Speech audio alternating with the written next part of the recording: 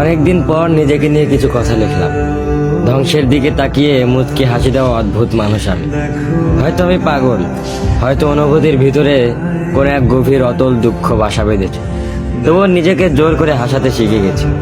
যেদিন ভেতরটা একবারে ভেঙে গিয়েছিল, সেদিনও বাইরে থেকে এক চিলতে হাসি মুখে নিয়ে সবার সামনে দাঁড়িয়েছিলাম। কষ্টগুলোকে আমি বন্ধু বানিয়েছি, একাকিত্বকে আপন করে নিয়েছি।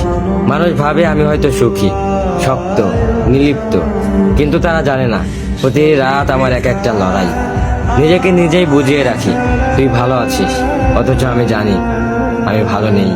ভেঙে যাচ্ছে প্রতিদিন একটু একটু করে, আর এই ধ্বংস হওয়াটাকে যেন ভালোবেসে ফেলেছি। আমি সেই মানুষ যে হার মানার আগে হাসে, কারণ জানি কান্না দেখিয়ে লাভ নেই। পৃথিবী শুধু শক্তদের মনে রাখে, দুর্বলদের নয়। তাই আমি অদ্ভুত, আমি অনুভূতির আগুনে পুড়ে যাওয়া নীরব যোদ্ধা। আমার জীবন কোনো সুখের গল্প নয়, এটা নিঃশব্দ বিপ্লব, যেখানে হাসির আড়ালে লুকানো থাকে হাজারো না বলা কথা, ভাঙা স্বপ্ন, হারিয়ে যাওয়া আমি।